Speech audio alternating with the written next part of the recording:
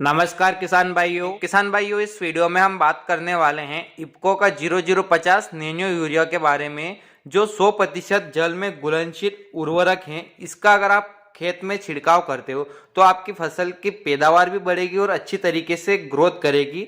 0050 को potassium sulphate के नाम से भी जाना जाता है या इसे सल्फेट ऑफ पोटास भी कहा जाता है। तो अगर हम बात करते हैं सल्फेट ऑफ पोटास या 0050, ये पानी में घुलनशील उर्वरक है जिसमें पोटास तत्व 50% पानी में 7% घुलनशील अवस्था में होता है तथा इसके अलावा पोटास के अलावा इसमें 17.5% सल्फर पोषक तत्व भी इसमें पाया जाता है। यानी कि इसमें जो होता है पोटास 50% होता है और सल्फर होता है 17.5%। तो चलिए हम इसके पूरे डिटेल से समझते हैं। 0050 का फसल उत्पादन में योगदान क्या है, इस पर हम बात करते हैं।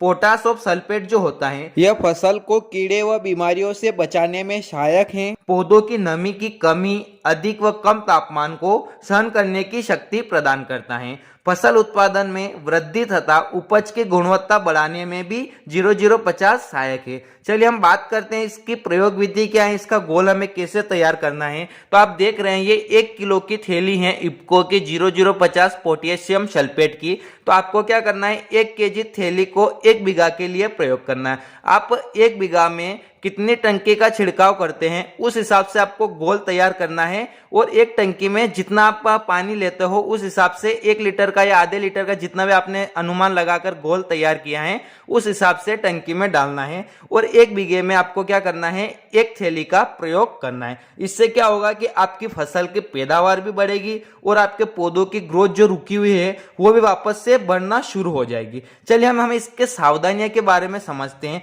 अगर आप जब भी इसका छिड़काव करते हो तो छिड़काव के लिए घोल में चिपकने वाला पदार्थ जरूर डालना है, जिससे क्या होगा कि घोल में जो पत्तियां का घोल जो तैयार करोगे जो पत्तियों पर फैलने पे अवशोषित हो जाएगा।